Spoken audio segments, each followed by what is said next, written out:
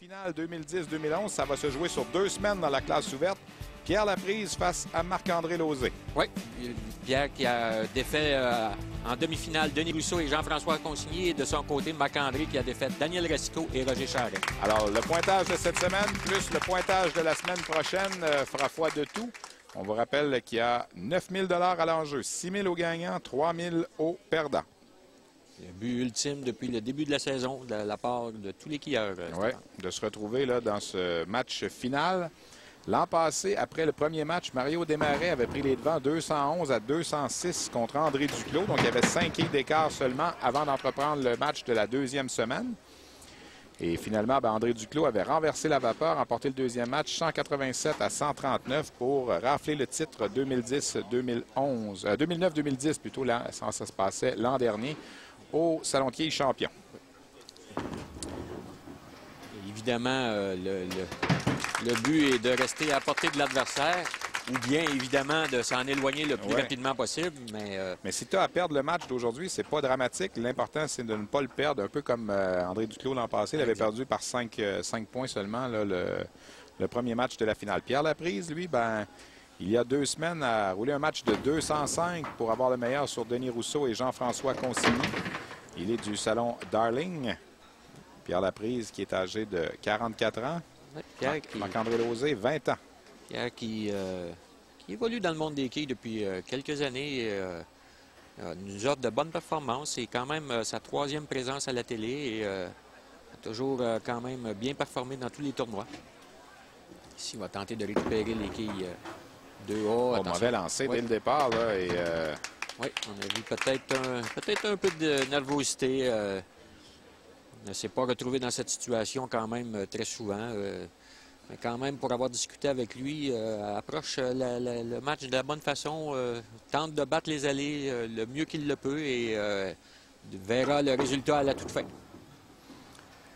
Moyenne de 219 au Salon de quilles Darling. Et là, il se retrouve avec un bris bizarre, les quilles 7 et 8. Oui, mais il y avait une drôle de rotation sur son dernier lancer. Habituellement, Pierre lance une rotation de droite vers la gauche et on a vu le dernier lancer un peu de gauche vers la droite, inhabituel dans son lancer. Et la boule est arrivée beaucoup trop au centre et les quilles 7 et 8 qui demeurent en place. Donc, on va tenter de récupérer. C'était bien tenté, mais pas facile, évidemment. De la façon, mais les probabilités sont très minces. Très, très minces. Il faut vraiment l'effleurer seulement, la quille 8, et espérer qu'elle tombe sur l'allée et non dans le puits derrière. Presque à retardement de côté. Marc-André Lauzé qui peut prendre une bonne avance dès le départ avec les 2 carreaux verts de son rival. Oui, rappelons-nous que lors de sa première présence dans la classe ouverte, Marc-André avait eu beaucoup de difficultés sur l'allée 18 et c'est apporté des ajustements et depuis ce temps, beaucoup de succès sur cette allée. Un match de 177 dans le cas de Marc-André le 5 mars dernier, mais était revenu avec un 225 la semaine dernière. Il tire du côté gauche et non, la quille 1 n'a pas fait son travail. On a vu la quille 1, elle est allée appuyer un petit peu la quille numéro 9 derrière, mais n'a pas suffisamment pour la faire tomber. Donc, oui, fait à noter, Marc-André est un de ces joueurs qui, sur l'allée 19, tente de jouer la boule un peu plus lente pour arriver du côté gauche et faire réussir là-bas. Et sur l'allée 18, lance la boule un peu plus autoritaire pour que la 1 se rende plus facilement. Mais lorsque la boule est lente, plus souvent qu'autrement, ce doit être la quille numéro 5 qui fait tomber la 9, car la 1, très rarement, va se rendre. Alors, la semaine prochaine, pour notre dernière émission de la saison, on aura notre match junior chez les garçons 15-17 ans. En début d'émission. Il y aura la finale senior qui va mettre aux prises Denis Rousseau et Jean Provencher. Ça promet. Ça promet. De la façon dont Jean a joué aujourd'hui avec son match de 278, Denis Rousseau n'a qu'à bien se tenir.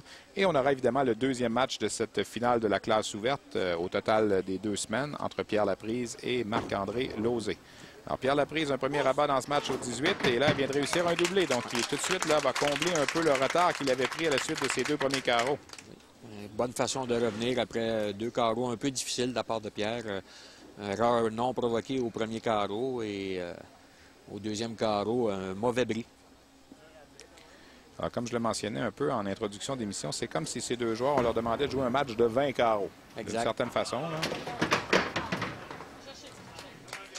petit peu mince dans le cas de Marc-André. Donc, Marc-André qui a propulsé la boule un peu trop du côté droit dès le départ. Et on a vu que celle-ci n'a jamais eu le temps de revenir suffisamment à la droite de la quille numéro 1 pour lui donner la balle. Marc-André Lauzé qui... beaucoup quand même. Beaucoup de vécu. Oui, il s'en tire bien. Beaucoup de vécu quand même s'il n'a que 20 ans. Là, a déjà remporté la Coupe André Morissette. Oui. Il l'a remporté comme joueur qualifié, si je ne m'abuse. Il ne faisait pas partie du circuit régulier. Il devait se qualifier à chaque tournoi, à chaque présence. Alors ça, c'est tout un exploit. C'est tout un exploit de la part de Marc-André lors de la première année. Même un des meilleurs exploits de Marc-André, la première série des Pro Déquilles à RDS, avec à peine à l'âge de 16 ans, avait réussi à se qualifier pour la série à la télévision. Ouais. Et lorsqu'on parle du circuit des Pro Déquilles, on parle quand même probablement des 25 à 30 meilleurs joueurs de la province. Donc, Marc-André qui, dès son jeune âge, a réussi de beaux exploits. Oui, parce que cette première série-là, c'était en 2004-2005, donc ça fait quand même, 5 ans. Alors, il y avait 15 ans? Non, tu as raison, Stéphane. C'était pas la première année. Non, c'était pas la première année, c'était la deuxième année. C'est l'année à laquelle moi aussi je m'étais qualifié et que j'avais remporté contre Christian Boyer. Tu as raison, c'est la 2005-2006. Exact. Donc, on parle d'il y a quand même 5 ans. Alors, il était effectivement âgé là, de 15-16 ans. Là. Alors, Pierre Laprise, avec son doublé, là, va tripler maintenant, là, va prendre les commandes de ce match. Oui, on sent que Pierre est revenu dans ce qu'on peut dire, on peut appeler sa bulle. Son focus est au bon endroit et les 3 derniers lancers étaient parfaits. Et là, c'est la quille 5 qui est allé faucher la quille numéro 9 à droite. C'est Pierre qui, lui, évolue sur l'allée 19 du côté droit pour frapper à gauche, tout comme Marc-André. Eh oui, la quille 5 à nouveau qui a fait son travail. Alors, un quatrième de suite. Alors, on a égalité au quatrième carreau, 77 à 77. Mais Marc-André Lauzé n'a qu'une réserve en banque, alors que son rival, Pierre Laprise, a un doublé en banque. Vous voyez, 77 des deux côtés. Marc-André une réserve. Alors, ça doit de réussir un abat là, pour garder l'écart à 10 quilles. S'il réussit un abat ici, il va avoir 10 quilles de retard. Bon lancer de la part de Marc-André. Non! La quille 1 est allée. Regardez, elle n'est même plus... Et si vous vous posez la question pour le règlement, là, il faut que le caoutchouc touche par terre. Exactement. Alors là, le caoutchouc ne touchait pas par terre. Regardez bien, là, surveillez la quille 1 avec le caoutchouc beige devant. Va s'appuyer sur la quille 8. Mais non, elle ne tombe pas. Elle n'est plus complètement à 100% par terre, mais elle ne tombe pas. Pointage de 9. Vraiment de malchance ici. Évidemment, là, comme c'est un match sur 2 semaines, il ne faut pas paniquer, il ne faut pas perdre la concentration, il faut aller récupérer les réserves. Restez patient. Patience est toujours de mise, Stéphane. Parce que si ça t'arrive à toi, il y a des chances que ça arrive à ton rival aussi. Exactement. On joue sur les mêmes allées. Alors, c'est sûr que c'est pas la même rotation de boules, c'est pas le même effet. Pas le même genre de lancer. Des fois, c'est pas le même genre de point de départ ou de trajectoire que l'on recherche. Mais... On a vu le bris au deuxième carreau pour Pierre Laprise sur l'allée numéro 19. Là, avec la quille 7 et 8 debout. Là, on ne pensait pas de se retrouver avec ce résultat-là, 60 pieds plus loin. Là-bas qui est inscrit là, par Marc-André, c'est son premier là, en 5 carreaux. Ça va lui faire du bien, ça, après 4 réserves de suite. Cette fois-ci, la quille numéro 5, encore une fois, qui a fait tomber la 9. Et... Alors, on a potentiellement, avec un doublé, le fameux 21 quilles de retard. Là. Qui serait présent. C'est plein? Oui, ça a fait le travail. La quille 7 qui a tombé. Donc, un 5e de suite pour Pierre Laprise qui est en commande de cette grande finale. On voit le lancer un peu plus dirigé vers la droite que la normale et on voit qu'elle revient vers le centre, mais quand même avec beaucoup de vélocité. Celle-ci est arrivée au bon endroit suffisamment rapidement pour... donner là-bas à Pierre. Alors, avec un autre abat ici, là, garderait son 21 quilles d'avance. Ici... Oh, pointage de 9. On va presque être à égalité, là. On va presque être à égalité avec ce tir. Oui. Marc-André, si Marc-André réussit là-bas au 8e, on sera à égalité. Oui.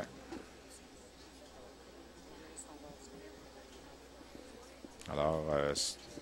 Il y a une chose de certaine, là, peu importe ce qui va se passer d'ici la fin de ce match, il n'y a aucun des deux participants qui va être, qui présentement va être en danger pour la semaine prochaine.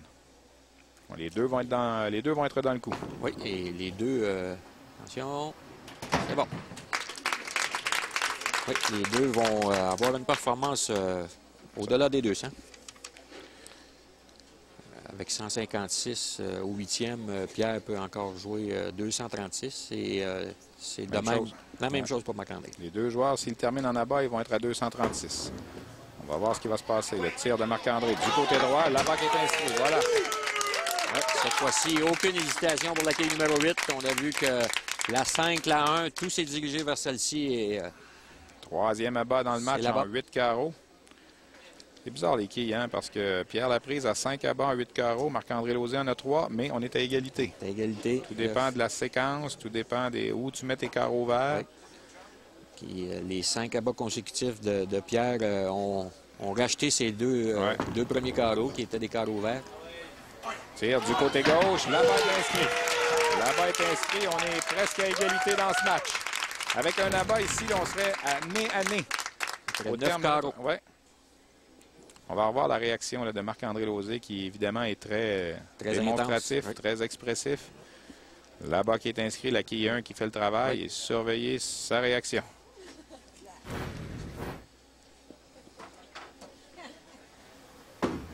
Pierre Laprise, son tir sur le 18, c'est plein à nouveau. Ça en tire quand même bien, là. Ça en tire quand même bien avec les quilles 3 et 6 qui demeurent debout.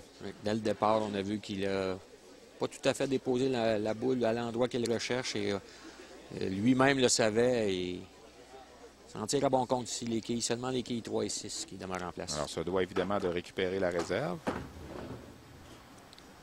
On va la couper, voilà, c'est fait. C'est bon.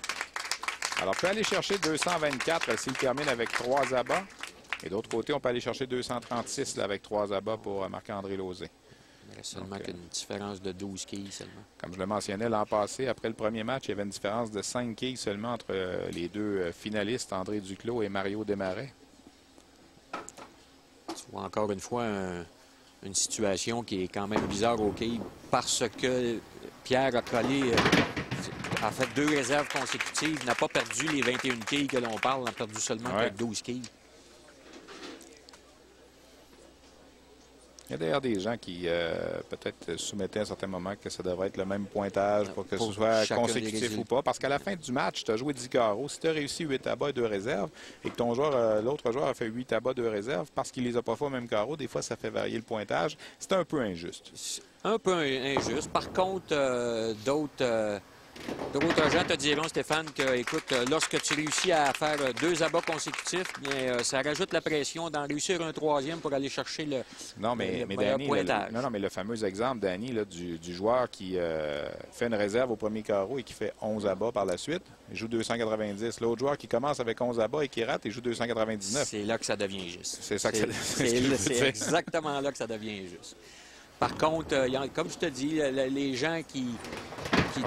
oui, ici, ça va coûter quelques quilles à la fin là, pour Pierre. Oui, vas-y, Danny. C'est ça. Il y a beaucoup de gens qui disent, bon, écoute, faut bonifier celui qui réussit à faire des abats consécutifs. OK. Donc, c'est la raison majeure que l'on donne. Et comme bien des sports, le sport des quilles est un peu conservateur sur cette situation. Alors, Pierre Lapresse termine avec 218. En terminant en abat, Marc-André Lauzé peut aller chercher 236. Donc, ça donnerait 18 quilles d'avance pour le deuxième match de cette finale. Ça lui en prend... S'il ne fait pas l'abat là-dessus, il pourrait avoir environ 7 quilles d'avance. Oui, ça serait pratiquement un match égal. Oui. Alors, un abat ici, il aura une chance d'aller chercher le 18 quilles d'avance après le premier match. Mais tout ne sera pas joué parce qu'on le dit souvent, là, quand on est en dedans de la fenêtre de 21 quilles, c'est presque une égalité aux quilles. Oui, et surtout avec au moins une autre partie à jouer. Non, là, la quille 8 qui refuse de céder. Alors, ça va être moins... on va avoir 224 ou 225. Donc... 7 quilles ou 6 quilles. C'est ça. Si on récupère la réserve, ce sera 7 quilles d'avance. Si on ne la récupère pas, ce sera 6. C'est bien. Donc, peu. On va avoir une belle finale la semaine prochaine qui va se compléter entre ces deux joueurs. Donc, Marc-André Lauzé qui termine avec 225. On s'arrête pour une pause. Vous regardez Québec Quilles à l'antenne de RDS.